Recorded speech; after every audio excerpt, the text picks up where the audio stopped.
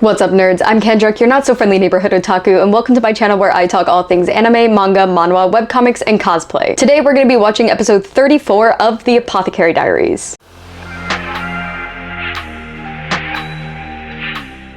Now, this video is coming out a little bit later because I knew that I was gonna cry when I watched this episode, and I wanted to put that off for as long as possible. If you watched any of my commentary on TikTok, you know that I do not include my face in it. This is a new format for me. And part of the reason why I usually don't include my face is because when I'm emotional, I would prefer for that not to be on camera, but we are sucking it up and doing it for you all anyways. As always, if you have not watched episode 34, pause this, go watch it, and then come back because I am going to be reacting to it, so there will be spoilers. But without any further ado, let's get into it. Even though I put this off, I know I'm still gonna cry, so apologies in advance. Again, I do not care if the previous emperor was cursed, hexed, tortured, whatever. Lady Anshi could do no wrong. He died 6 years ago. Consort Lishu is currently 14 years old, meaning he was planning to assault a 9-year-old.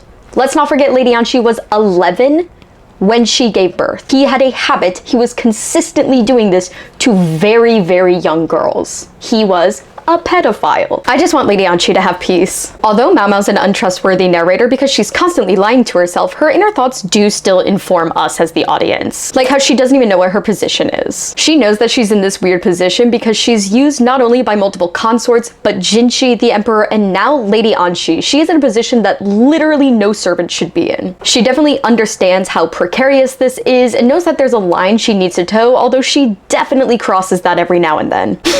Not swearing playing matchmaker. What do you think of Jinshi Mao Mao? Trying to gauge Mao Mao's interest in Jinshi, all while telling her to know her place because he's not in a position to favor one thing or person over another. So not only would getting too close to Jinshi be a bad thing for Mao Mao, it'll be a bad thing for him. I love the fact that Jinshi allows himself to be like playful and childish around Mao Mao, especially since he was raised to kind of repress his wants and his emotions. It just shows how comfortable he is around her. Oh, that's what the old emperor dropped in a previous episode that Jinshi picked up when Lady Anshi got in between the old emperor and him to prevent him from getting any closer to Jinshi. The way she picked it up with the cloth, you know that's not a pebble. It's poison. Oh, I love how quickly she puts two and two together with the smallest of hints. He's unable to talk. Wow, shocker. The previous emperor chose a servant who can't talk. I wonder if the fact that he was predatory towards young girls and a pedophile had anything to do with that decision. Oh, it's not uncommon. Okay, never mind. But because he's under public scrutiny, he chose someone who couldn't talk even more than he normally would have. Dude, I know you can't talk, but like, don't ignore Mao Mao. She was brought to you by Lady Anshi. He's hiding something. Honestly, fuck this old man. Why the fuck is he hiding the previous emperor's secret? Even if it's not a bad secret, even if it's something completely fine that he just wanted to keep under wraps, the previous emperor, 1, is dead, 2, is a pedophile. We do not get to keep the secrets of someone who intentionally harmed people, especially when Lady Anshi, the Empress Dowager, is asking you to unveil them. Oh, fuck yeah, Mao Mao. She calls it out. He's yelling at me to stop. The previous emperor was a predator. All of his secrets should be exposed. Orpiment. That sounds familiar. Classic arsenic poisoning, only he did it to himself. I even have a bottle of arsenic tattooed on me. Actually, this is the second time I've had a tattoo relevant to an episode, which isn't a lot, but it's weird that it happened twice. To use the Professor Doofenshmirtz meme. I just hope Lady Anshi is at peace now. Again, even if she did curse him, I would fully be on her side. She was a child and she was a victim.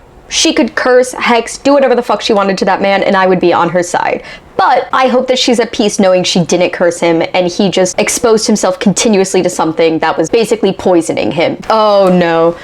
This is the imagery from the preview in the previous episode that almost made me cry. This, warning in advance, this is probably where the tears are gonna be shed. Fuck. Wait, I knew about the Emperor's taste beforehand. Oh my god. So she birthed the Emperor's child at 11 years old, meaning for at least a year before that, she had been exposed to him. My god. She was such a little baby. She had to be like 8 or 9 years old, and she already knew going into it, probably not the full extent of it, but she knew that he liked little girls. So again, yeah, if she needed a C-section because she couldn't physically birth a child at 11 after being by the previous emperor, she had to be like 8 God damn it, this is where I cry. She was just a baby herself.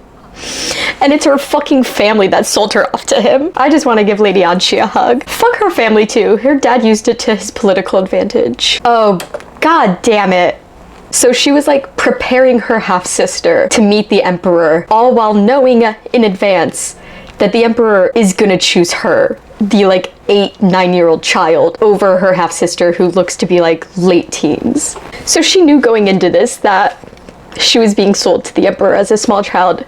Again, I'm assuming at that young of an age, she could not possibly fathom the abuse that being with the emperor would entail. And her sister doesn't know either, so she's like cheerful and happy about it. Yeah, her half-sister's like so happy, like, I'm gonna meet the emperor and he's gonna choose me. And she is just so calm. God damn it. Okay, look, sir, I know that you have trauma, but that does not give you an excuse or any right to harm and traumatize others. You're supposed to be the leader of the country. You cannot be doing this. And yet, literally, because he is the leader of the country, everyone fed him young girls.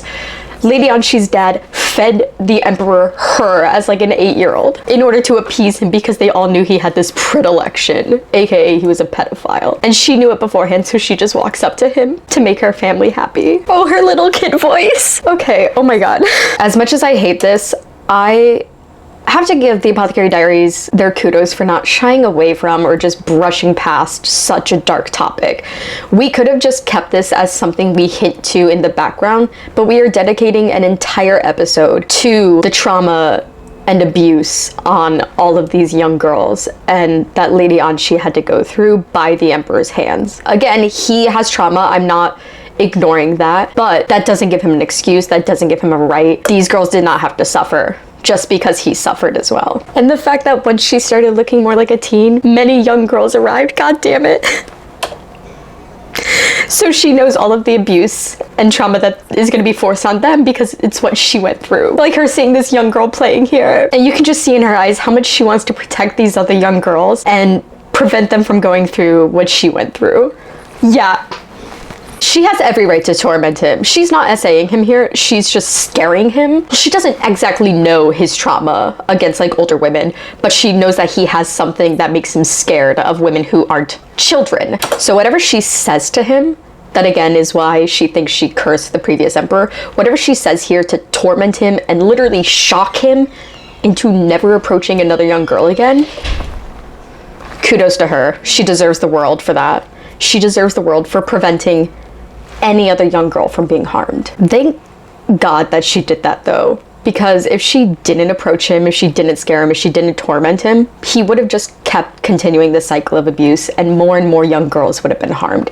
Honestly, again, I've said this like so many times already throughout this episode, if she cursed him, if she hexed him, hell, if she ended his life then and there, I think she would have been in the right. I love how much she cares for Jinchi. The dress of her as a young child is really similar to the dress color of the woman in the painting, and she used to favor garments in that color in the past, meaning it's not the previous emperor's mom in the center of the painting that's surrounded by those girls. It's Lady Anchi. So the image that the previous emperor painted is of Lady Anchi, surrounded by all of the young girls that she protected. Oh, this is an emotionally destroying episode. So the like last thing that he thought of, the last thing that he created was showing how the young girls smiled and were happy because Lady Anchi saved them. Yeah, that's her.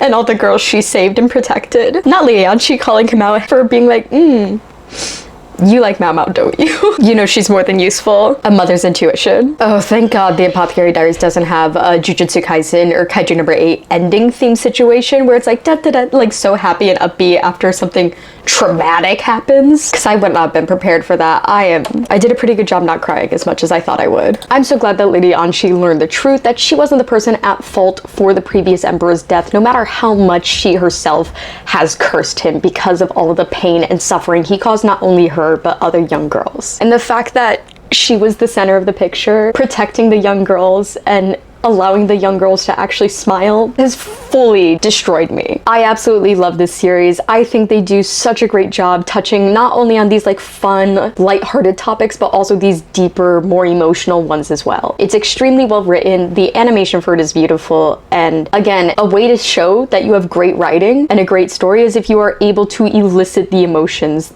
that you are trying to from the viewers or from the readers. I don't want to cry on camera anymore though, so I'm gonna cut this ending short. So that is all for today, folks, and I will see you next time.